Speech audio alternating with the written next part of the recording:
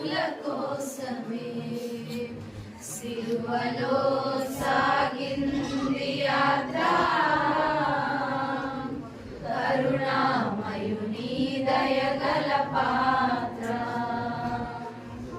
సిలువలో సాగింది యాత్ర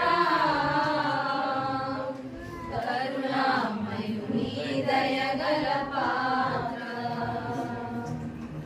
చెల్లుమని కొట్టింది ఒకరు తన